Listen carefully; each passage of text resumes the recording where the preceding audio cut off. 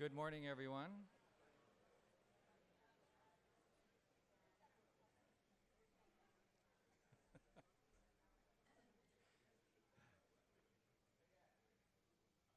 Hats waving, all kinds of good things happening. Good morning. Welcome to Boulder. You know that we have 300 days of sunshine a year. Did we tell you none of them are in June? This is a little bit unusual, not terribly, but as you know, weather cycles are changing somewhat.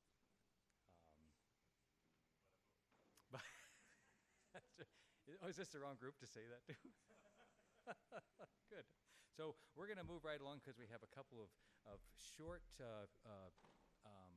comments from some folks from IECA, and so I'm just going to once again welcome you. My name's Dale Miller, if you weren't here last night. I'm one of the conference co-organizers here at the University of Colorado. I'm in the Environmental Studies program, and my co-organizer is Harrison Carpenter, who's in the Department for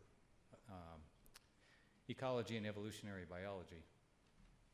Is that me that's doing that? And he's sitting in the back. So Harrison, if you would stand up for us, please. Yes, thank you very much, Harrison. He wasn't here last night, so we couldn't recognize him. So I'm going to introduce Lee Ahern, who is the current chairman of the board of the International Environmental Communication Association. He's a professor at Penn State and also a research fellow at the Page Center, who is a supporter of this conference. And so and by the way, he looks very relaxed because he did make it to his yoga class this morning. If you didn't realize, then you can go to yoga all over Boulder. So here's Lee.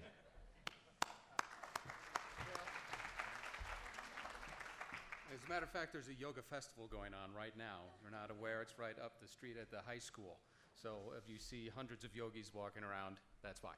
It's not just Boulderites. They're from all over the country. Well, it's my pleasure to be here. I'm going to keep this very short. I've been involved with the IECA for the last 4 years, the last 2 as chair. And it's been a joy to watch the organization grow and to meet people and to witness the development of our subdiscipline and to see all the different ways research and practice are coming together. And I think it's reflected in this conference in a very positive way.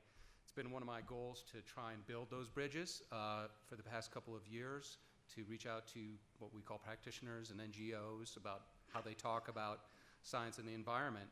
And I think it's also reflected in our incoming chair. I'm now officially off the board, so in a couple of hours anyway. Zonke Lorenzen, who is a research manager at Greenpeace, and I think having him come in and provide his insights and leaderships for a couple of years is going to continue to move forward on that initiative of IECA. So with that, I'm going to introduce Zonke Lorenzen.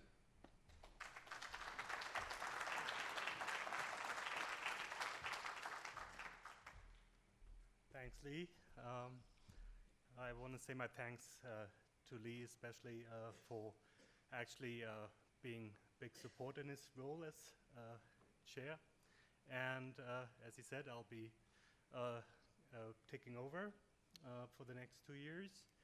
And I've been involved with the ICA from its very beginnings.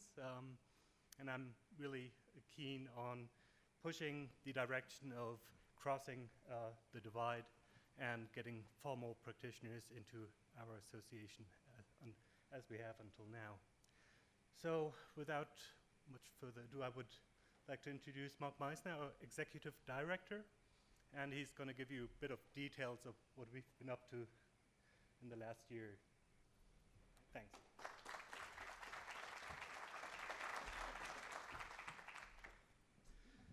Good morning, everyone. Thank you for being here.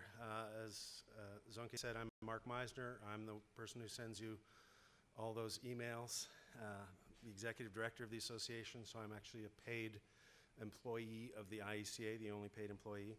Most of you are members of the IECA, so welcome to your conference. This is your conference, and I hope for those of you who aren't yet members that you will decide to join and make it your conference as well. We hope it's a good conference for you. We hope it meets your needs. This is actually the 13th biennial conference on communication and environment, so we've been around for a long time, but it was only about 4 years ago that the IECA took over the running of that. And There are a number of former hosts of COCE conferences here. Nataraja Sri Skandaraja, Jim Cantrill, trying to remember who else. Robbie, did you host one? You keynoted in Chattanooga, I remember. It's great to have the old guard here. It's great to have the new guard here. And it's great now that we've got an organization that is coming together, bringing together practitioners with researchers and students and teachers, and we're trying for that cross-pollination. That's what the IECA is really all about. And so the theme of this conference, Bridging Divides, spaces, someone read it off there for me, spaces of spaces of scholarship and practice in environmental communication, thank you, is really about coming together across that divide between practitioners and researchers, and we hope that you find this conference to be a good opportunity to sort of move that a little bit further forward. I want to thank a couple of people for all their work on this conference, and obviously Dale Miller and Harrison Carpenter, our local hosts, are at the top of the list. They've worked hard on this for 2 years, and we're so appreciative of that. I also want to thank Julie Doyle and Max Boykoff, who were the program co-chairs. They ran the review of the papers. Thank you, Max and Julie. And lastly, I want to thank all the staff and volunteers here at CU Boulder who've worked to make the conference a success, and particularly Christina Paterino, who's running the show. The panels you're going to be on, some of them will be a mix of practitioners with their practice reflections and a mix of scholars with research. And we're hoping that, we didn't separate those out. We blended them all together in the hopes that will lead to some cross-pollination.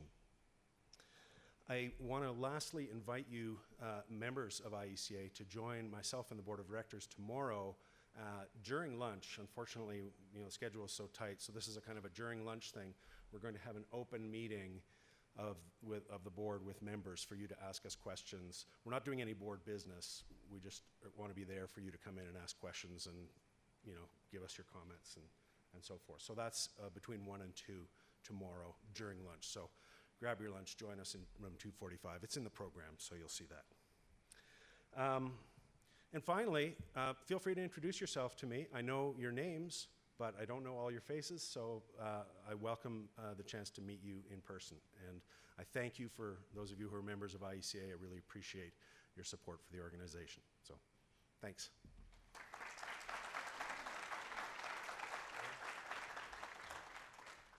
Sorry, I thought Dale was coming back up, but Max Boykoff is now going to join us, and he's going to introduce our keynote speaker.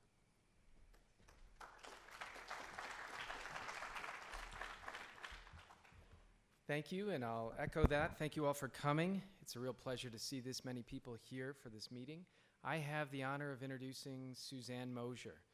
Susie, as many of you know her, is the director and principal researcher of Susanne Moser Research and Consulting. She's also a social science research fellow at Stanford University's Woods Institute for the Environment. She's a research associate as well at the Institute for Marine Sciences at the University of California, Santa Cruz. She is a nationally and internationally well-recognized expert on a range of important issues pertinent to our discussions over the next days. They include climate change communication for social change, considerations around adaptation, vulnerability, and resilience, and science policy interactions and decision support.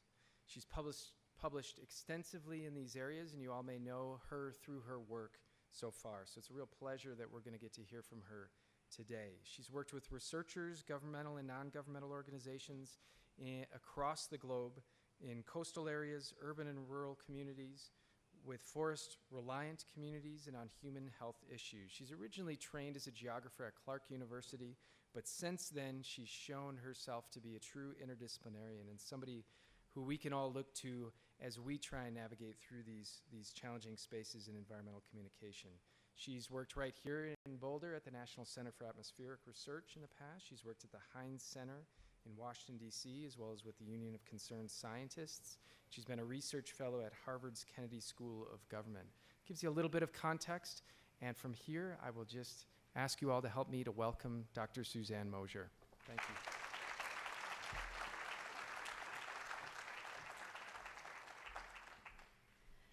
Wow, good morning, and thank you, Max. Thank you all for the invitation and for being here. It's so good to see everyone. You know, IECA, we're all over the world.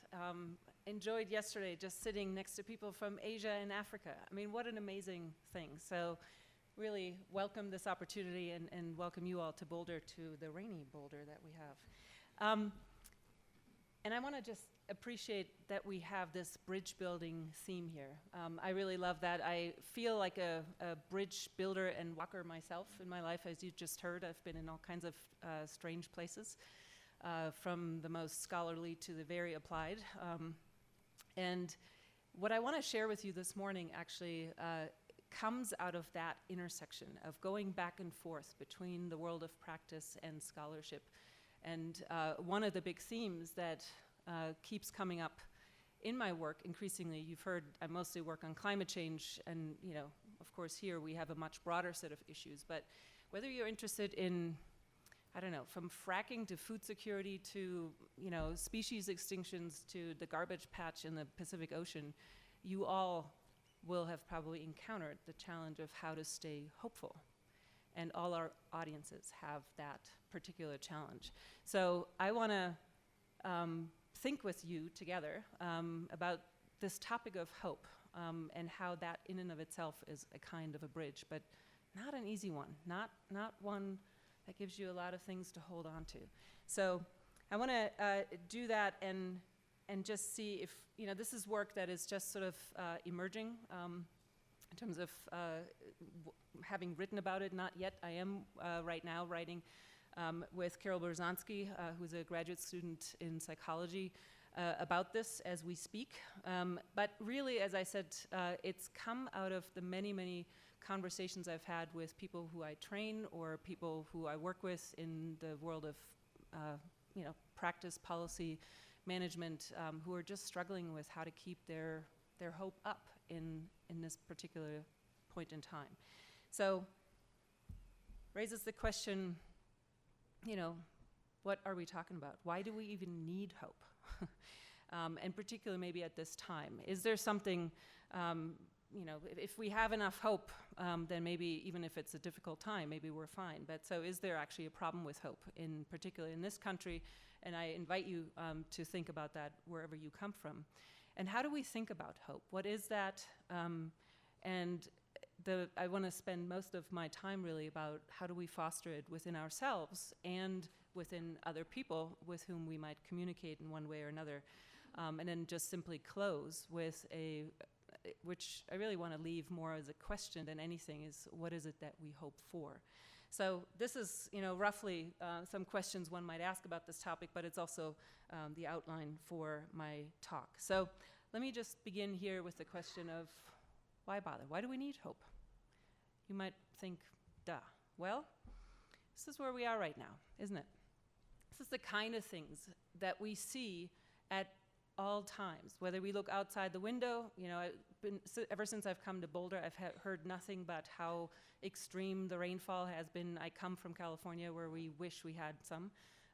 You know, it's extremes all over. It's, you know, demonstrations now finally in the street about the climate crisis. We have people telling us it's too late, Requiem for a Species.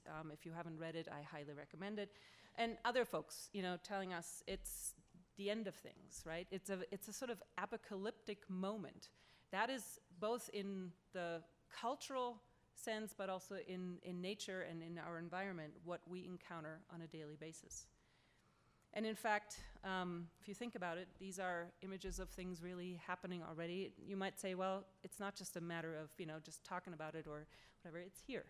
The apocalypse has arrived. Interestingly enough, I don't know if you noticed that or heard that when the IPCC released its most recent assessment, one of the contributing authors, Richard Toll, talk about, you know, the four horsemen of the apocalypse. So we're now using this language everywhere. And then you look outside and it's actually lovely weather. It's, you know, you have a great day, your kids are, you know, in front of you and it's all lovely. So wow, what a tension between, you know, those experiences that we have. And then there's this issue that it's kind of sometimes hard to distinguish between what is real and what is sort of coming out of the imaginative. What I put up here are just, I thought, strikingly similar pictures. One is a famous painting, the other one is the real tsunami that hit Japan a couple of years ago. I mean, it's almost identical. And sometimes I wonder if people can still distinguish between what is on TV and what will go away and it's all made up versus what is actually real.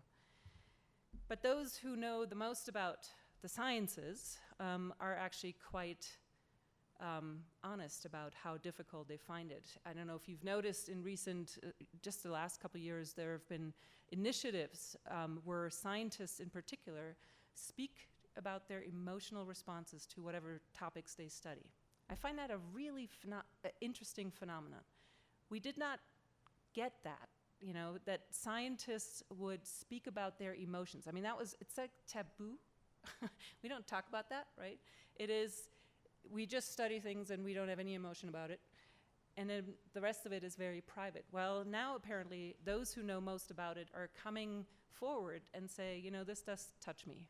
And in fact, I just put up 3 pictures here, a couple of friends that who have spoken to me directly about it. Diana Liverman, some of you may know, a geographer who said sometimes she would just love to shut the office and just go back to work and not think about it, not feel it, what she's actually working on. Bill Hook, a meteorologist, who, you know, really says, I can only get through this with a lot of spiritual sort of support through his belief. And you know, that's basically how he manages to stay with it. Joni Klepis, who is a research scientist here at NCAR, works on coral reefs, has been deeply, deeply affected by what she studies and has shared that with me. And I write about it in a chapter, book chapter called Getting Real About It. I won't say that in public, what she said, but it's worth reading. She had a very visceral response to that. Anyway, so I just leave it at that. And then the last thing that I want to say about this moment in time that frames sort of this discussion on hope is that it's actually really hard to imagine. This is from the picture here in the quote by Margaret Atwood is from an initiative at ASU, Arizona State University, where it's, you know, she basically articulates that with climate change, everything is changing. And some of it is not actually climate related, but of course they all interact, and it's incredibly difficult to imagine what that would look like. When I found this particular quote, I was reminded of this poem by Jane Hirschfeld. Maybe some of you know it. She says, when this ship first came to Australia, Cook wrote, the natives continued fishing without looking up, unable, it seems, to fear what was too large to be comprehended. I think that is sometimes what we're encountering, and interestingly, this poem is called Global Warming. This is what we face, that we are faced with something that is overwhelmingly big, and we have a really hard time figuring out how to deal with that. And to address it, and I just want to put this out here as, you know, I feel compelled to have 2 scientific graphs or something in this presentation. So I'm going to put this up for you to kind of get into this space yourself. What you see here are projections of how climate might change under different emission scenarios that the IPCC uses. They're called RCPs, or representative concentration pathways. And basically what you see here is, you know, if we were to actually stick to this sort of consensus, not quite consensus anymore, idea of we should keep the warming to 2 degrees or less by the over pre-industrial levels by the end of this century, we ought to go on this lowest scenario that you see here in blue at the bottom. What's really interesting for me about this is that, you know, so it's 2015, and what you see here is that this particular curve starts bending down, peaking at 2020, and then going down. Now, what do we need to achieve? I think that's important to grasp. What the IPCC in its most recent assessment said is if we want to have a greater than 66% chance, a better than 2 out of 3 chance of hitting that particular target of staying around 2 degrees, then we need to aim for concentrations in the atmosphere of all greenhouse gases combined of 450 parts per million.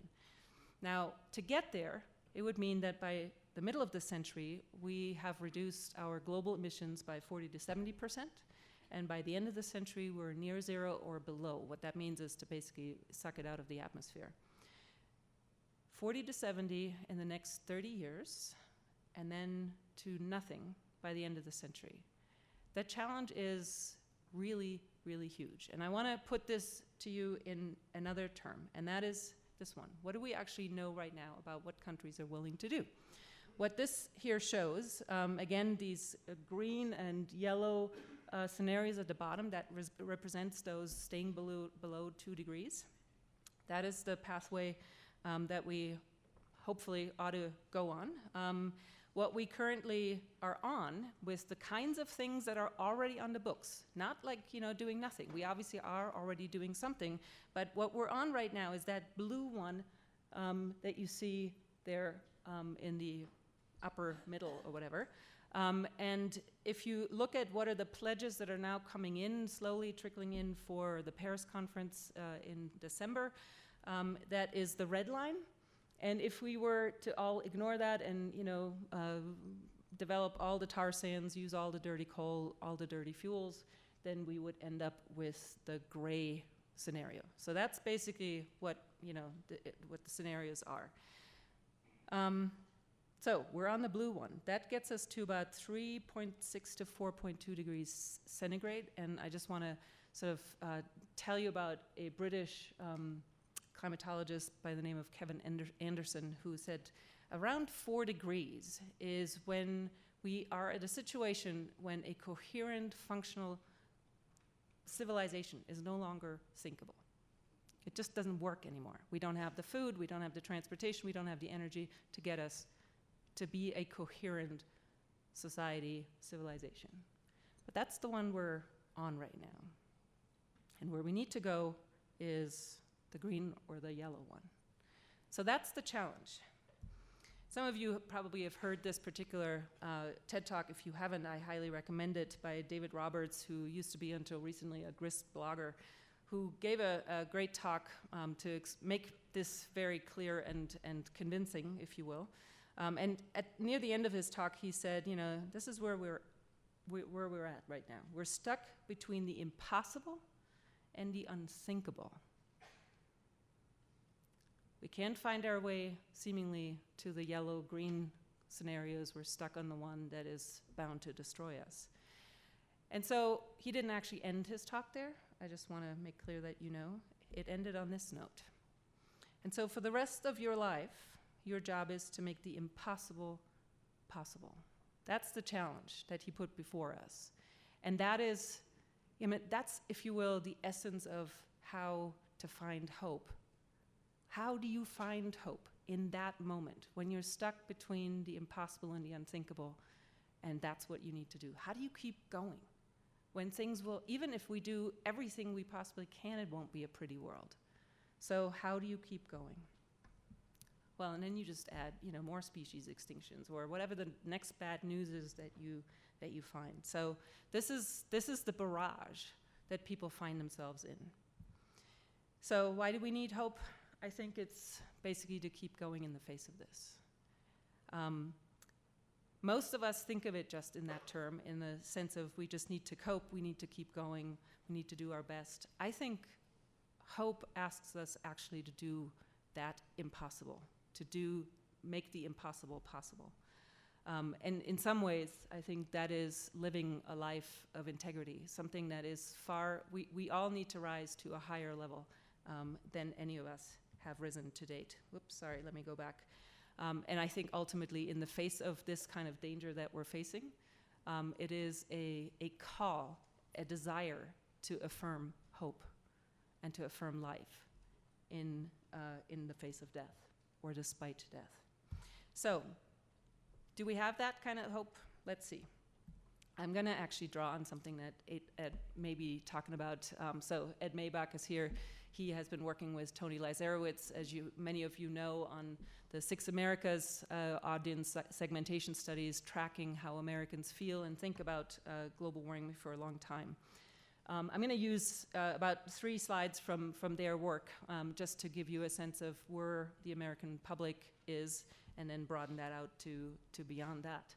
So this is one of the slides that they have produced over time, looking at how much do Americans actually worry about this topic. I mean, you know, the hope, as I just said, you need to somehow recognize how big the problem is, and then you need to see whether or not you have it in you to work in the face of that. So this is what we know. About half or so of the American public worries, but not particularly strongly. It's, as we know, not top of mind material for many. But, you know, there is some recognition of danger.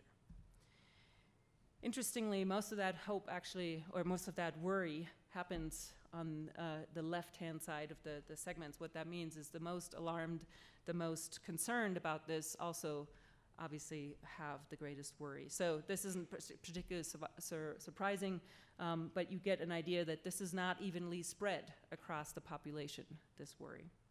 Now, this is just the worry side. Now, as we know, this is, you know, a very old finding, not particular to climate change, but it is certainly one that we're all familiar with. If you are faced with a very great danger and you have no effective response to deal with it, it is practically unbearable, right? So that is the thing, the combination of big danger with no effective response that makes us go numb, that makes us go apathetic, helpless, and despairing. So, how do Americans think about the response side? What's interesting here, I want to point this out. There's, you know, various response options. Again, here on the bottom, you see the various audience segments, the 6 Americas. And what they distinguish here are five answers. Global warming isn't happening. Humans can't reduce global warming even if it is happening. Humans could reduce it, but it's not clear whether they're willing to change. And then the third one is humans could reduce global warming, but it's unclear whether we will do what's needed. And the last one is humans can reduce global warming, and we're going to do so successfully. I sort of think of the last one as the, you know, diehard optimists. The ones on the top there, global warming isn't happening, that's the group that doesn't even think there is a problem, so why bother? But the ones in the middle, that to me is the interesting segment. So you have humans can't reduce it. To me, that feels fatalistic. You know, it's people who just don't think there's anything to do.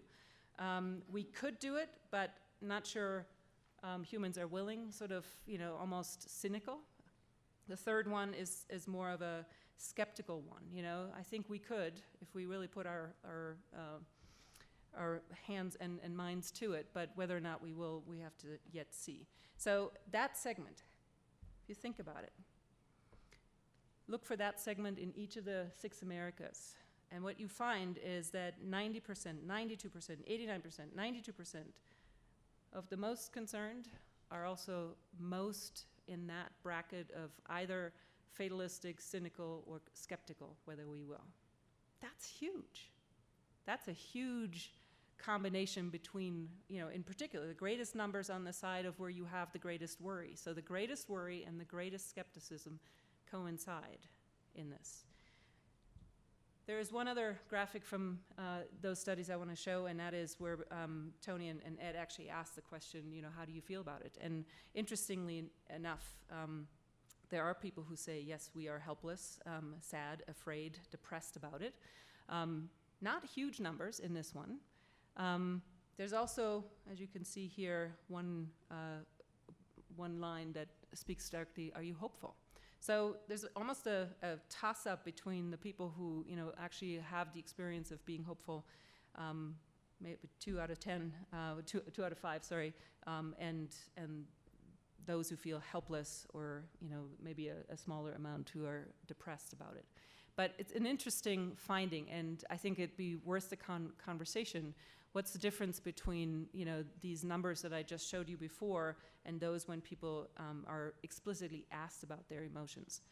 My suspicion is that much of this hopelessness actually happens at a not quite conscious level, except when people experience it. And we have these kinds of experiences, not just from my little anecdotes of people coming to me increasingly in my trainings, saying, you know, first we wanted to know how to communicate the science, then we wanted to know how to deal with the skeptics, now we want to know how to deal with hopelessness. This is literally in my surveys that I do when I ask people, you know, what do you want out of this training? This is how the sequence has gone. So that's an anecdotal, if you will, piece of evidence. But we have now qualitative studies from all over the world. I recently reviewed that, about 75 studies in a paper in Wire's Climate Change. And the sense of hopelessness that comes out of these qualitative studies is tangible and very real in these. And I just showed 3 examples here from, this is from Australia, where suicide rates by farmers was considerably higher.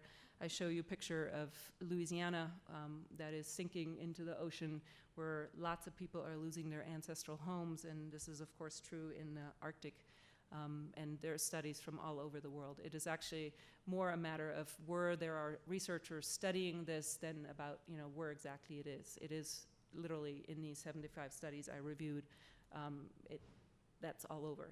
And in fact, the people who were most hopeless in some ways, interviewed by Tony's students at the Climate March in New York, you know, when they were asked sort of to, what do you think about this? Their first responses were, well, it's catastrophe. In a nutshell, that's basically it, the end of the world as we know it. So there is something that is, you know, happening in people that may not be fully captured in the survey questions or in when you ask, you know, people consciously about it, and it is very much there. So then let me ask the question and turn to this, what do we actually mean by hope? And I have to say, having recently, after, you know, having encountered what people always ask me, like, how do we keep up hope? I went to the literature, and I find the scholarship pretty thin. It's not that there's not something there. I was quite thrilled that, for example, in psychology, there's something called hope theory. My goodness, who would have thunk? But this is kind of what the psychologists say about it. It's an attitude. It's a way to maintain motivation. It's a skill. It's a mechanism. It's an attribute. It's a force. Interesting that we can't apparently agree. It's, you know, it's not just a feeling or something. It's quite a cognitive and skill-based sort of notion of it. Health and medical psychology in particular has studied this quite a bit, and people have literally found that when you have hope, it makes a difference to how well you heal, how healthy you are, how your sense of well-being.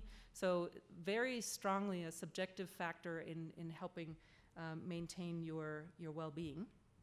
Who would have thunk, but economics thinks about it too. And they think of it as a result. It's a result of empowerment. And then you go into the humanities, and actually I find those the most interesting.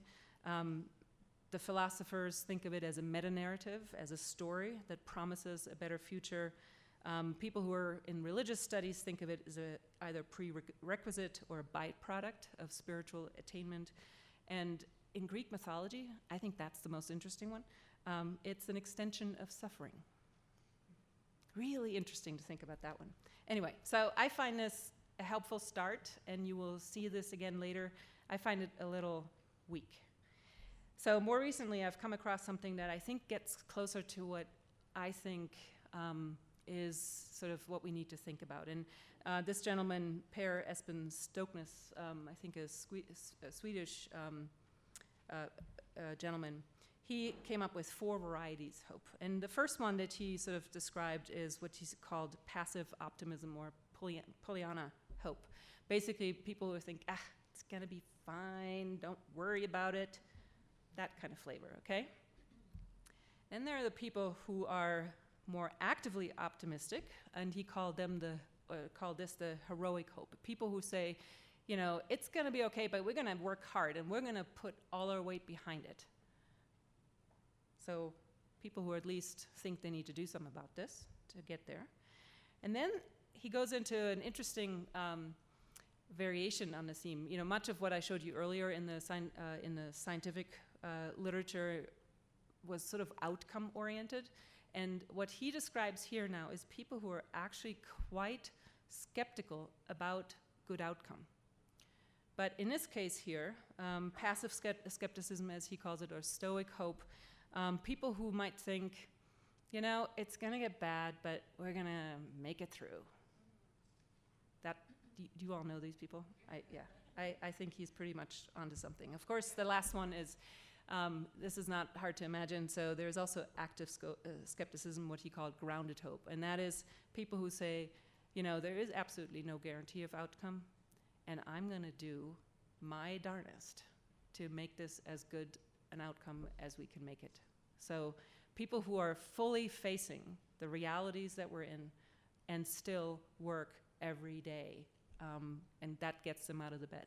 Not the outcome, but basically the motivation to do their best, to be their best in the face of this. So hope in a dark time in my mind then is not just sort of this wishful thinking, or a way to keep just our good spirits up, you know, or to find quick and easy solution. But I think the moment that we're in, and I think this is the most hopeful thing about having a discourse on hope, is that the fact that we're asking that is a matter of, there's a yearning that's growing in society. There is, in this sort of cultural moment that I described in the beginning, there is this moment now of inquiry. We ask for hope. We look for what can we do, how can we conduct ourselves in the face of grave danger. So it's really much more grounded, and that is probably the only hope that will get us through. But now think back to my opening picture of this, the bridge that you saw there, the longest teak bridge in the world. Who would have known, in Myanmar, Jubane? It has no railing. This is not easy work. This is hard work. So sorry to come, you know, about hope with a, I don't know, difficult message or something, but it's really hard work to be hopeful in this sense. So how do we do this? I think it starts here for all of us to actually face that truth. And my God, that is not easy. I can say for myself, it's taken me years. I've worked on climate change since I went to graduate school. And it is just so difficult to let in what I'm learning. Not, you know, from here to let it sink a little bit lower. I think Bill McKibben had a great way of putting it. He said, we have to do something much braver than try to save the world we have known. We must accept the fact that the world we have known is going to change in hideous and damaging ways. Or you've probably heard Terry Tempest Williams speak about this. She basically, you know, acknowledges, I cry every day about this, not because I'm sad, but because I feel it. She lets it in. She lets it in at the gut level, not just the brain level. And I think in many ways that's our most important task at this moment in time, to not avert our gaze, to not allow ourselves to go numb to the world. I think being numb is another form of suicide. I think this is a really tall charge. It means that we all have to do our own emotional work on this. I mean, many of you are familiar with Joanna Macy's work. She's been calling for despair work for a long time. The whole notion behind it is that, you know, we have to not be isolated in it. We have to actually allow that, and it will free much energy for the work that is needed when we do actually go to all the dark feelings we might have about, be it climate change, biodiversity loss, or whatever you might work on. And what that means is that somehow, through this ongoing and repeated emotional work, we will accept what is going on, but not collapse. That's sort of this fine balance that we're looking for. And I think it starts with allowing our own hopelessness. I don't know how many of you, I'm not going to ask you to raise your hand, but how many of you have allowed yourself to feel the despair of whatever you work on? It is not easy to do. Grief, fear for your children, for yourself, for the places you love, all that comes up. And then at the same time, we have to sort of hold the fact that, you know, that is true.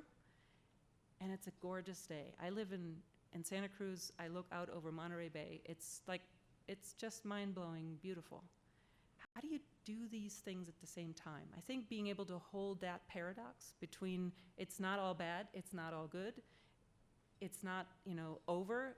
We have no other place to go, but there is, we have both of these realities going on at the same time, I think is really a challenging thing, and it's taken me years to do that.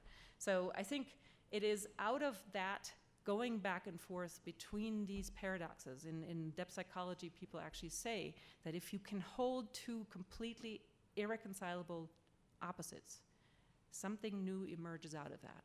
And for me, what's come out of that, I think, is the notion of futures, plural. I think this is the essence of, or a prerequisite, I should say, of hope, that you need to be not convinced. It's going to be fine, or it's going to be all awful. If you're certain that you're in one end of the other, why bother? You don't need hope. It's when you accept the uncertainty and the possibilities of we don't know that you can have hope that actually can take you somewhere. So this is my latest thing, when people always say, oh my God, we need to get rid of uncertainty, I'm thinking, no, this is great. We need uncertainty, otherwise there would be no room for hope.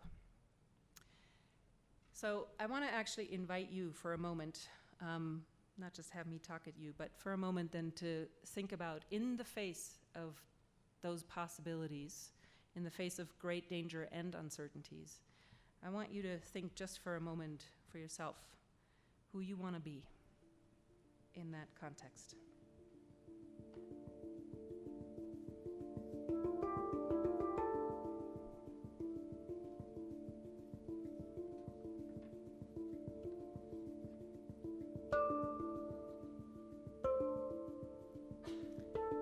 How does that call you? You don't know how it's going to turn out. Who do you want to bring forth then?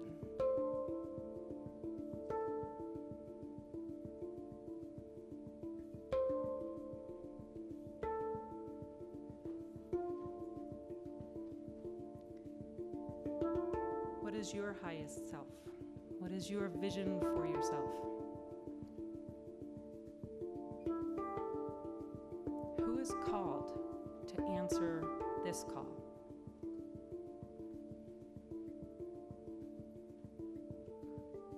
How much of your day do you spend doing that, being that?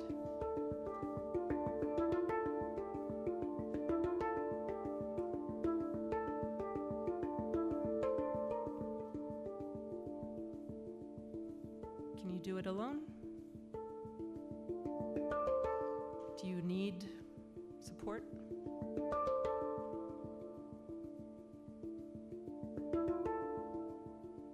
What can you anchor in that will get you through a disaster, through a loss?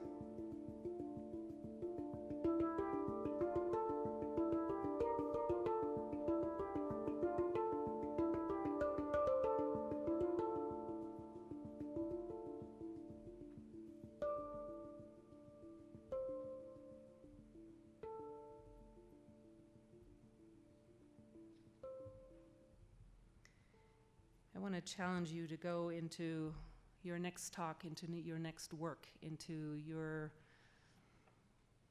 this conference, into whatever you do today and in your work, to truly speak from that place. So I want to wrap this up by talking about how we then help others find that place in themselves. Originally, my first line here was that it's the most important message, because aren't we communicators? We need to have a message. Well, I think that I'm getting more and more away from thinking we need a message, but I think a communicator in this context is a supporter, a helper. And I want to say that the most important thing you will ever say to anyone is just you. Whatever, just don't say anything, just show up. Who you are is what you're going to do and bring out in others.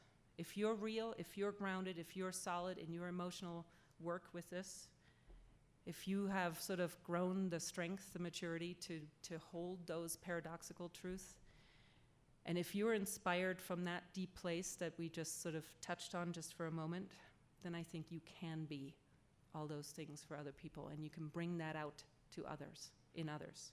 So To inspire others, you got to be inspired yourself. If you're bored and you don't know why you're doing what you're doing, I think it's very, very difficult to get that across. So forget whatever message you have. Just show up in that way and you are golden. The way I use this or put this in my trainings is to say, come as a friendly communicator. What that means is you don't just fall in with the latest science and the statistics on everything. Instead, you come as if you were the audience's friend. And what that means is you come as a human being, right? How are you? Make a connection. Just, connect with people around whatever their loves, their, inspirations, their aspirations for themselves are, their values, their interests. You acknowledge, before you say the bad news, you acknowledge that you come with tough news, because people brace themselves and are actually more able to hear it when you do that. And then you actually try to tap that into, not just barrage them with this information, but you come and you help them be curious about it. And uncertainty in that context, I think, again, is a way in which you can do that. And then this truth-telling that you yourself have to bear, right? The truth-bearing that we talked about earlier, there's a moment for that in that for whatever you have to say to others. But I think it's in the sense that David Orr suggests. Telling the truth means that the people must be summoned to a level of extraordinary greatness appropriate to an extraordinarily dangerous time. I love that. It's not just, killing people with your bad news. It's bringing out in them the best, right? You want to bring them up to live from that deepest place. So summoning people to a higher vision. And because of what you will have to say to them, they too will have, just like you, emotions about that, strong emotions, anything. So how do you create that safe space for it? Well, there is no way to do that on command. Putting people on the spot, putting a microphone into their face. It's an invitation and people need to have choice. Public spaces are practically taboo for having feelings in this culture. Maybe there are some others where that's not as strongly tabooized, but certainly here it is. Validating that what they, in an authentic way, not like this sweet talking stuff that makes people just feel like, ugh, what did I just do? That was not a good move to show any emotion. But truly coming from a very real place to validate that we all have these emotions, normalizing that. Everyone has them. Being present to that, to whatever they express, witness it, not try to fix it. I think it's one of the worst experiences I've ever had when someone, I have a feeling and someone tries to tap me on the shoulder and whatever, shut me up that way. Ooh, don't do that. But respecting it, truly respecting where people are at. And they might be in a numb place, they might be in a, Pollyanna hope place, they might be in, a despair place. So simply respecting it, helping people understand that all emotions are connected and will move. And that means that you yourself need to grow your own capacity to be with people in distress. Whether you work with people who literally have just gone through a Sandy or a drought or a flood or whatever, you need to be willing to bear and be that witness. And I think that is something we grow over time, and I think we have to grow that muscle a lot stronger given what's coming. But I think what's important is that, if it stays there, if you're just in that place of, whatever the emotions are, and you don't help people come to a place of, a better future, dignified future, something that they can hope for, I think it's incredibly difficult. So helping people understand and frame where they're at, that we're in a transition, we're in the beginning stages of a deep transformation. And I think it's important that you understand and maybe look a little bit into the sort of typical patterns of a transition. They all have an ending, that they begin with an ending. That's the hard part. And people are defensive of those, that people want to hold on to what they have at all cost. There is a time when maybe they're in a sort of, they don't know yet what the new thing is. They have to move to something different. And then there is a new beginning. And in and of itself, that is a hope. So this is just, one of the many ways in which this has been depicted. Other people have written about this. But I think what you're seeing here is a deep transformative change. depicted with all kinds of emotions. And I think it's a lot easier to help people through that when you are familiar by having gone through it yourself. So what is that vision? I am not in the business of telling you what that vision for you is. Probably you have all kinds of notions, but what I often do in my work is that I use this amazing poem by Wendell Berry called A Vision. It's in his selected poems and published in 1998. And it begins with these words: if we have the wisdom to survive, to stand like slow-growing trees on a ruined place, renewing and enriching it. My God, there is like in these 3 lines, and it goes on like this for, you know, a good length, and it ends with this. This is not a paradisal dream. It's hardship is its possibility. I think people are really, when you take them through this, and if you don't sort of end on a note of this is hard work to do it, I think then it becomes just fluff that goes away the minute, you know, it's just sugar water. By the end of it, people will just go home and, well, that was nice, but you know, they might actually sink into deeper despair because they don't know how to get there. So how then do you foster that authentic hope? And I think this is going to be the most radical thing you will ever do as communicators, to not make the despair, if you will, convincing, but to make hope possible. And I've taken Raymond Williams seriously on that one, and have actually used, in many ways, the methods and approaches that have been put forward by psychology, but added to that from a lot of more humanistic and well, sort of non-mainstream practitioner literature. So let me take you very quickly through these steps, and I think this is something that I've given this recipe to anything from elected officials to people who work in an NGO, and it seems to really deeply resonate. And that is that to get to authentic hope, to real grounded hope, you need to actually start from a place of where we're really at. You know, if a doctor told you or avoided telling you that maybe that you have a serious illness, you wouldn't know, like, where are we starting from, right? You need to be realistic about that. You need to help people see where that is. But you can't just stay there. There needs to be a worthwhile outcome. Often, you know, like I said, I engage people in helping to vision that, what that is for them. You know, the doctor might say, okay, so you have cancer, you can be well again, or you can die without pain, right? It doesn't have to end in some glorious sort of, you know, it's all going to be hunky-dory. The point is to have a realistic outcome pointed for that is worthwhile to the audience that you're speaking with. And then how do we get there? The notion of a path. How do we get there? What are the things that need to be done?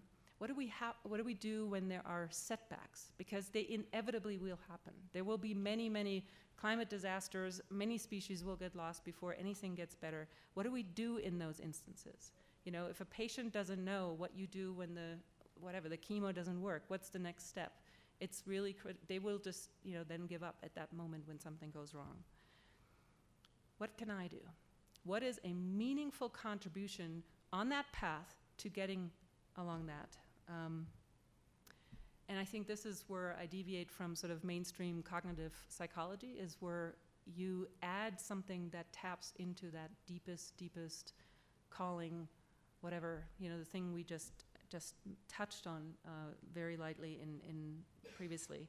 So what is that highest self that people can bring out of themselves to bring to that task? And last but not least is that a sense that we're doing this together. If people don't understand what you will do, you know, then gosh, I'm going to be alone in this. Too hard to bear. Doing that together is a whole other proposition. I will be there. I will accompany you from here to wherever we can go. So very important to doing that together. So in closing then, what is it that we can hope for? I think I don't want to answer that because I don't know where you are on the spectrum of the varieties of hope that are out there. And in your various instances or topics and areas wherever you live, you might have different answers. But I think what's important is that we don't need to have all the answers before we can start and get people engaged. What I keep finding is that the people who are actually most actively engaged, they actually do something, they're the most hopeful people. Not because they have it all figured out, but because they somehow know something about the social change it takes to make there. They're engaged in it.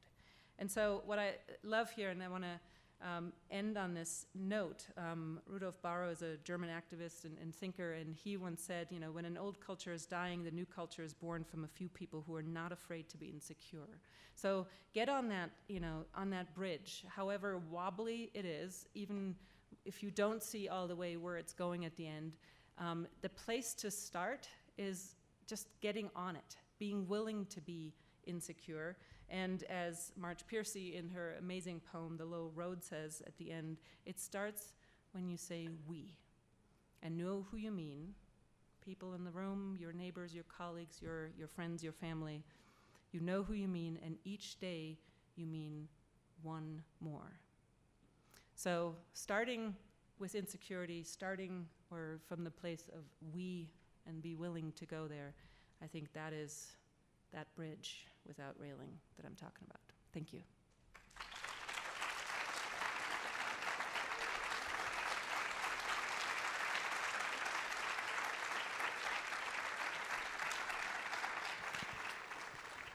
So Max, we have time for questions? We do.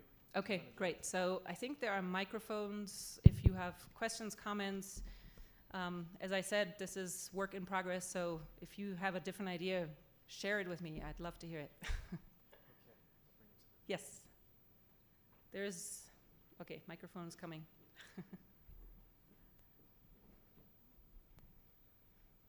Thanks, Susie. My name is Andreas Ytterstein, Deputy Leader of Concerned Scientists in Norway.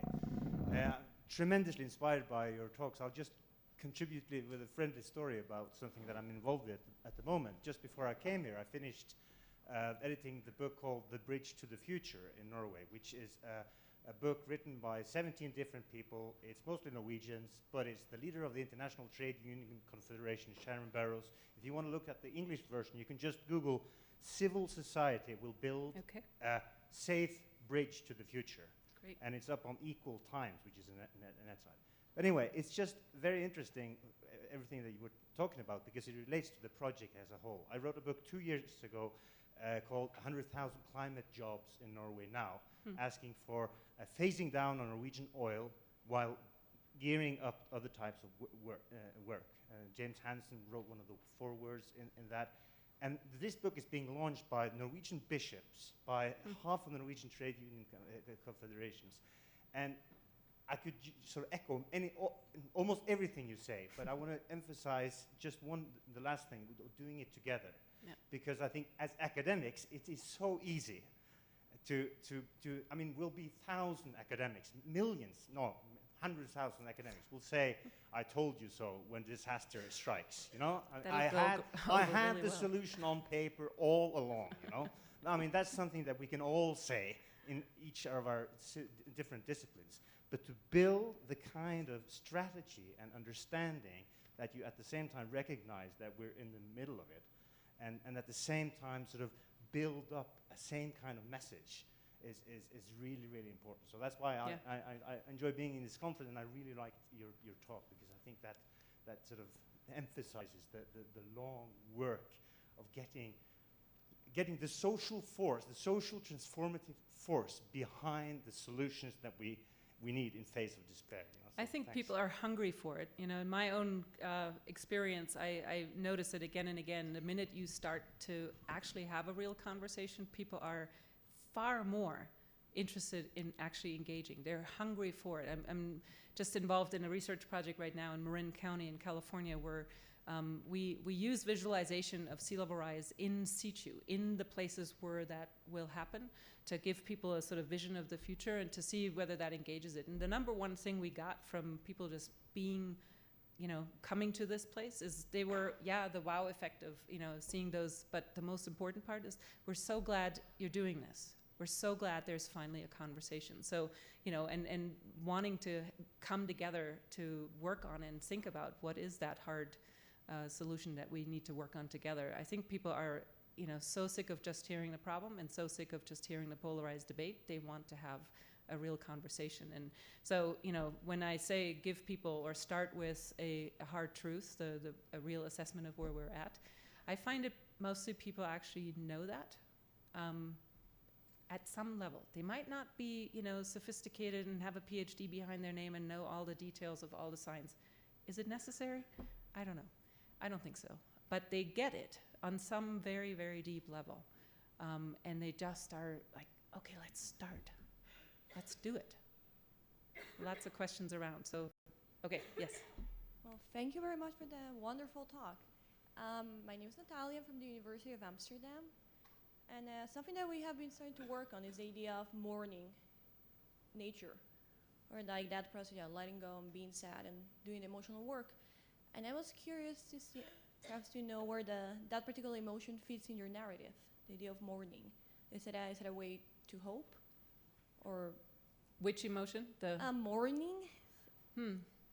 Well, I guess, mourning, grief, I think it fits right into it. I mean, I encounter it certainly myself, but also in many people that I speak with, that in particular about places or species, people experience a lot of grief or mourning for losing that. I mean, out of Australia, we know the work on solastalgia, right, which is exactly speaking to what you say, the irretrievable loss of landscapes, of places.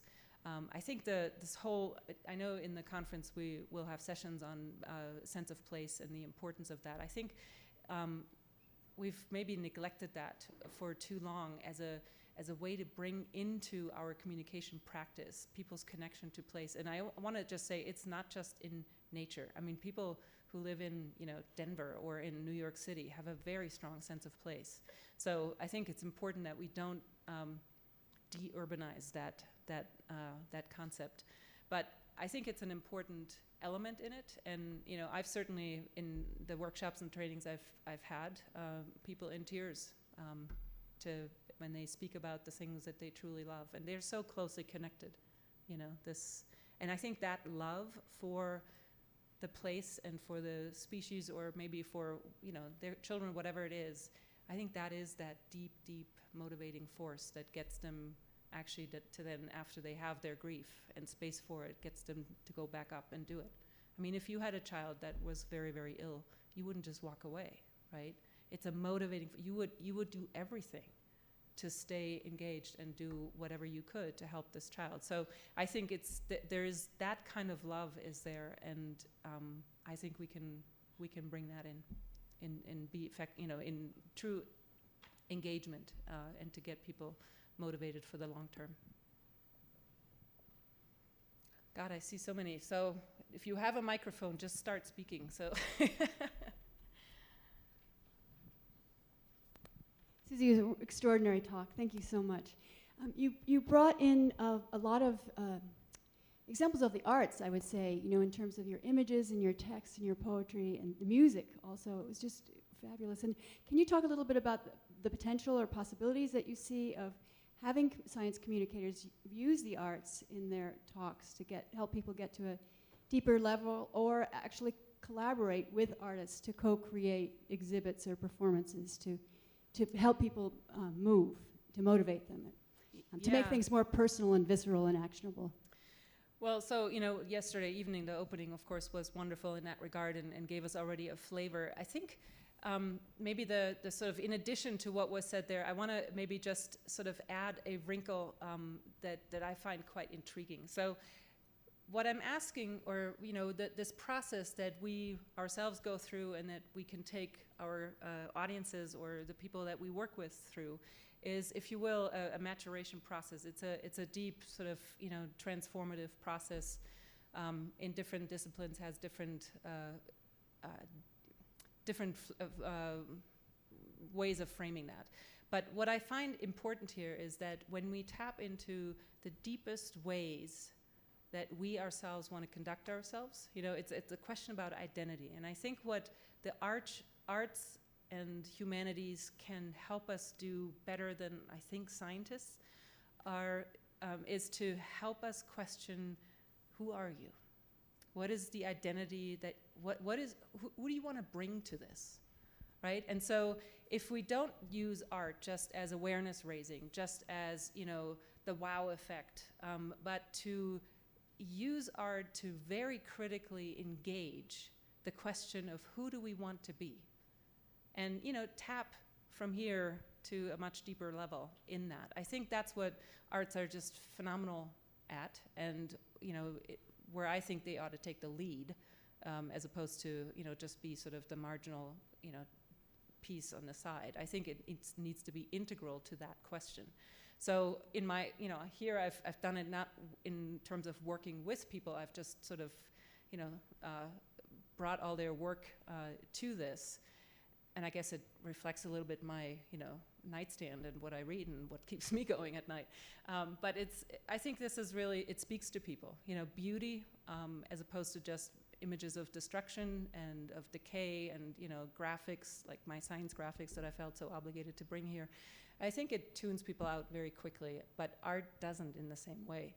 And I use different flavors, as you noted, because for some people it's, active engagement. For some it's music. For some it's, being literally, whoops, just gone to sleep. For some it's poetry or from a novel or whatever, theater. So there's so many different ways. I use a variety of them just to speak to more ways that people connect to it. But I think what I'm after is the deep question, the deep, the hit at the bottom, in the gut, not in the head. Hi, Yes. my name is Caitlin Burford, and I just wanted to say thank you so much for your talk. I think it puts into words a lot of things that we feel, so thank you for that. And I was kind of reminded, or in the presentation, thinking about Ackroyd and Harvey's discussion yesterday about how you put labor into these pieces of art that will decompose and will go away, and is that hard? And then thinking in light of this talk, like we as environmental advocates putting labor into something that may decompose and may not exist.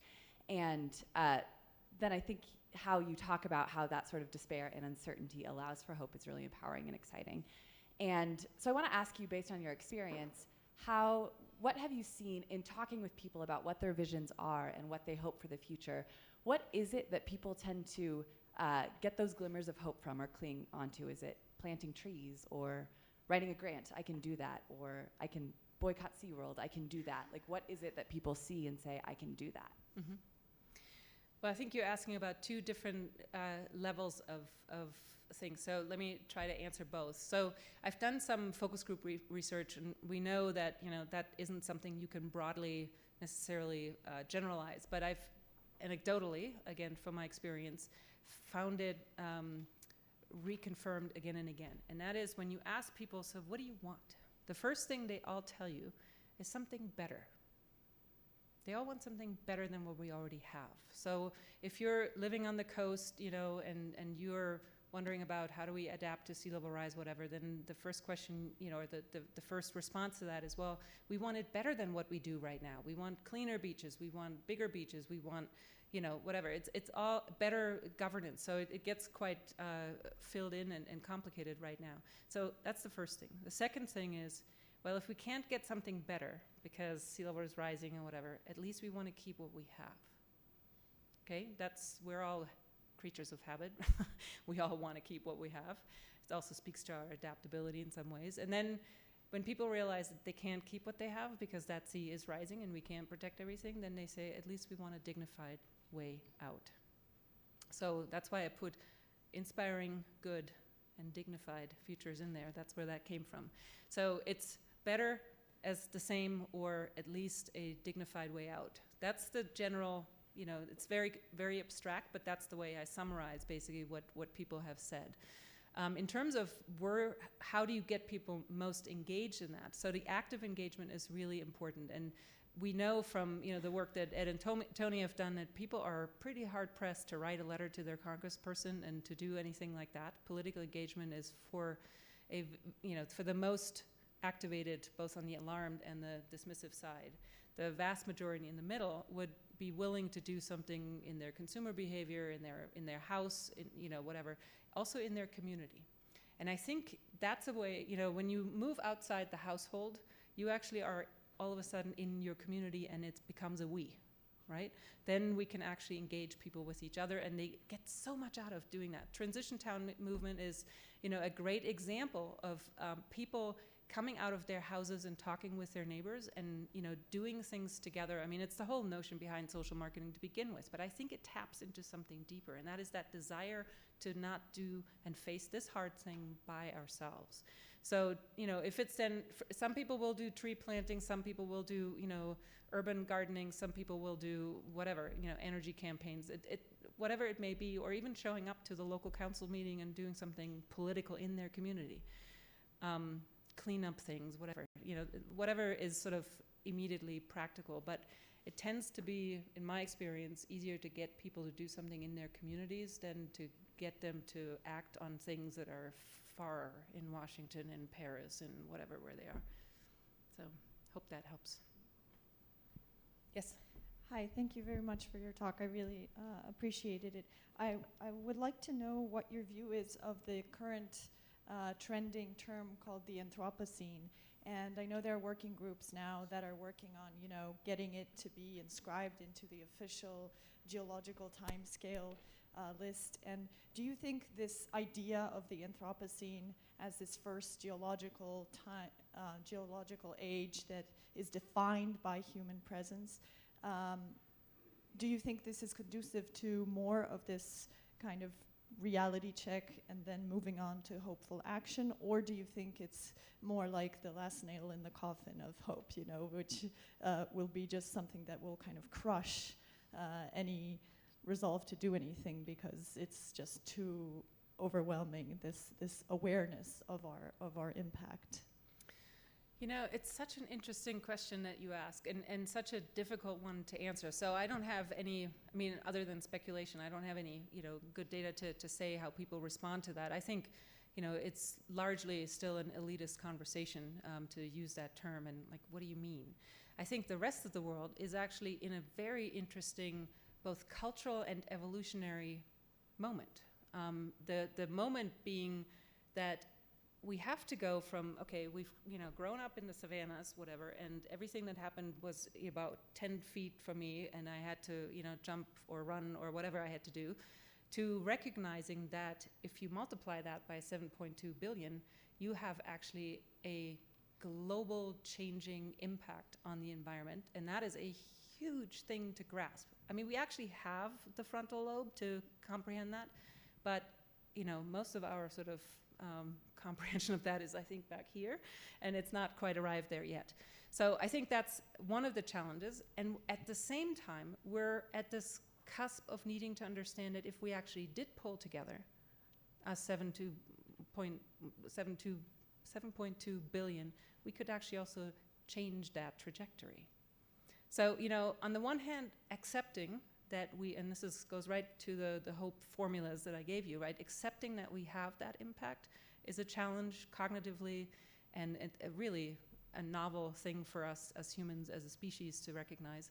And then to recognize that we also have the power then to make a positive difference. This is the whole question, right, around what is a good Anthropocene, right? What is the question, how do we make that not just an awful thing, that essentially is the final stamp on the human species, but rather a constructive and co-creative moment. I think we are nowhere near getting that, but I think that is the deeper conversation we get to have, and we will have for a long time. So I think it could fit right into that, of that balancing of accepting our power for the bad and for the good. Other questions? There's one back there. Follow-up, really? I could use my old broadcasting voice, but that's okay. It struck me with the Anthropocene. I think those are very good comments as far as it being more in the academic circles right now. But also, I think it's a fascinating idea, because it really does change the dynamic between, and I'm going to be very Burkean rhetorician here, that the environment is the world of motion. Our bodies are the scene of motion. But when human beings came onto the scene, Burke would suggest that we've got both motion and action. And the three paths, I'd say three strains of the Anthropocene era would be: one, humanity over nature; the second one, nature over humanity, and actually reverse those because our control over nature first was much more the other way. And what you're describing here is the transcendent move to both and of humans with nature.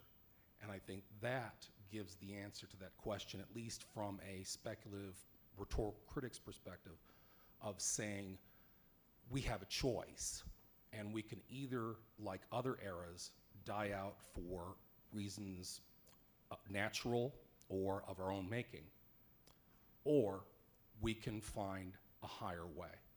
I think that's very cool. Yeah, I mean, the opportunity obviously is tremendous from an evolutionary and cultural point of view. And I guess I want to maybe just add one more comment to this.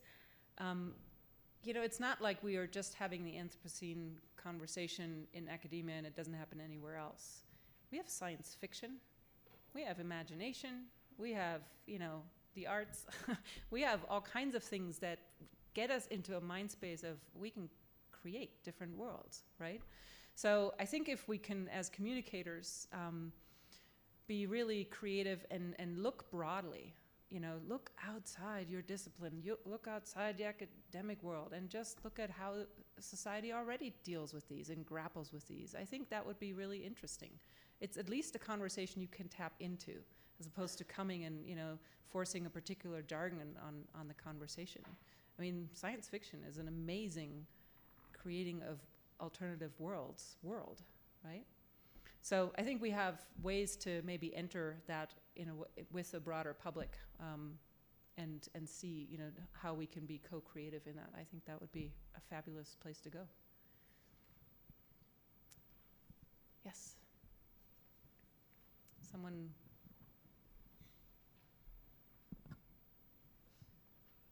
Thanks. My name is Kaya Rebana, and I'm from Wisconsin. And I'm at least as much activist as academic. I'm kind of a mix. And one thing in watching this presentation, which was very good, so thank you, was I didn't see a lot of, I didn't see you really discuss much about making concrete the pathway between where people are now and what they can do to get to somewhere better. I mean, I think it was implicit in there, but I was wondering if you could talk a little bit about that. Just because, as at least on the activist part of my life, I found it to be really critical to instilling that hope to actually say there is a path, this is what it is, or this is what it could look like, and what you're doing is part of a larger group of people doing these things, and together we can actually get there, but really making it explicit rather than just plant trees or recycle or whatever. So I was wondering if you could talk a little about that. Yeah, it's a great question too, and I actually. This is sort of another piece from the trainings that I do. When I first started this, I really was concerned and interested in explaining every bit of climate change to everybody. And oh man, I got over that, thank God. And instead, I have come to understand that really where the deficit is that people can't imagine how to get from here to there.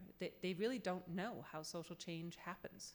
I mean, how we individuals change, how organizations change, how policy change. So, I basically have come to not just practice myself, but also to practice and teach others and basically say, why don't you teach social change instead of global change or climate change? And so that's literally what I do, depending on where people are at. If it's a household behavior, even just to help people understand what makes the biggest difference in their household behavior, how they can work together in their communities. I explain to people how policy change in this country has happened.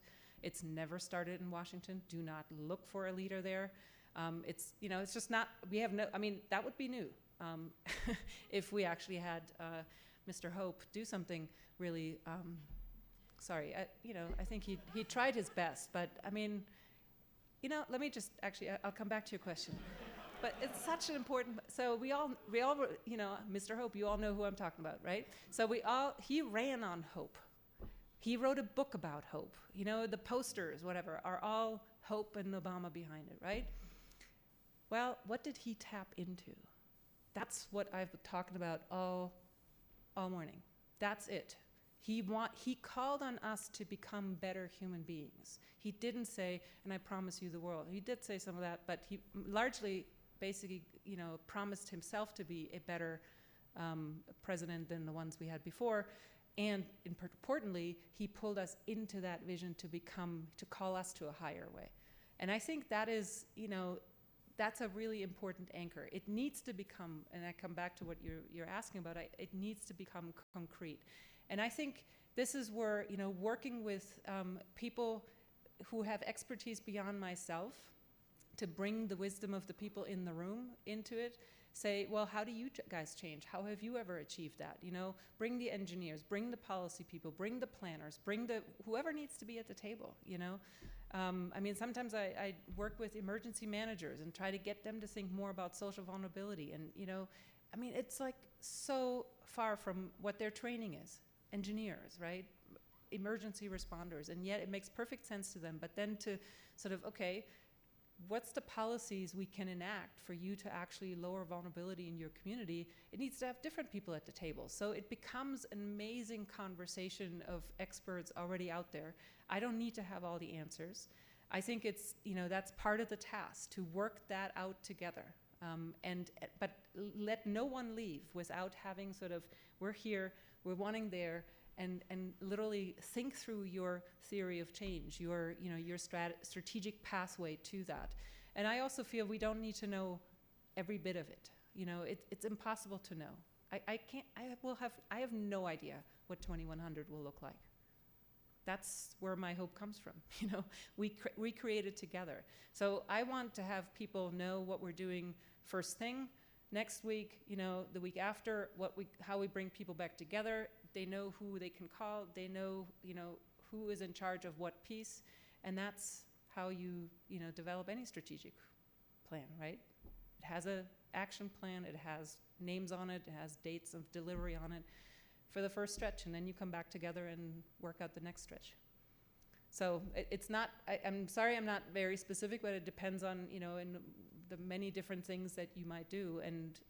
But I just tell you how I go about trying to bring people into the conversation so I facilitate that rather than telling people here's how it goes.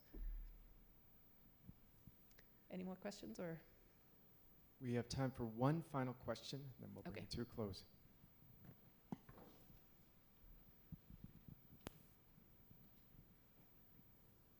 Thank you for your good talk.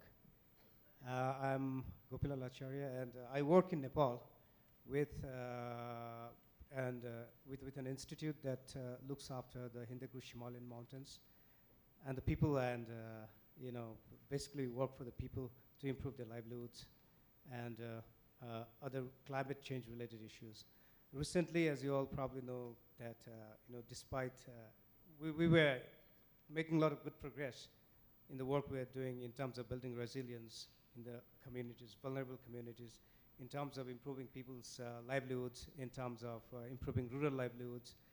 And then came the big earthquake on 25th April, and a lot of the work we did just vanished within seconds, you know. People lost their homes, people lost, we had a project called the Climate Smart Village. The entire village was completely leveled, you know. And as a communicator, I work as a communication specialist. And suddenly I realized that, you know, in times like this, you're caught between your good intentions and the nature's wrath. You do not know what's happening tomorrow. And you look for new ways to, you know, give meaning to the work you're doing. You look for new ways to rise up and continue your good work. And you talk about hope, about rising from the despair and looking for, I think, a better future. I think it resonates with what just happened to our area of work in Nepal. And I would like to, you know, it's not a question, I'm just making a comment that I think I'm going to take a lot of the message that you just, you know, gave to us here today back to Nepal and to my colleagues. Thank you so much. Thank you for that. And I want to just say, you know, this is the kind of thing that will happen, right? This is not, you don't work on hope one time and then you just roll on down the highway, you know? That's not how it's going to look. It will look like Nepal just experienced, or Texas, or whatever, wherever you all are, right? It will have setbacks all the time. And you will find people in despair and in grief very acutely, not just about, you know, what might happen in 20 years from now and what they might lose. No, because they just lost it.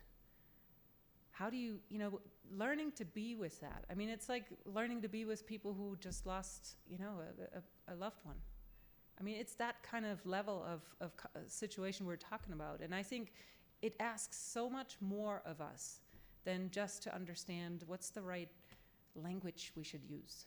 You know, it's like sit still and listen and be with that. And then, you know, when people are actually heard in that, when people have had space for that, I find they actually do have their own resilience. They do come back from that, and you can bring that energy then back into the rebuilding and all of that. So this is, I just, you know, end on a bit of self-advertisement, but there's a book that was an anthology that Cox and Hansen put together on environmental communication, a handbook on that, and I wrote a chapter for that on called Wither the Heart to Heart.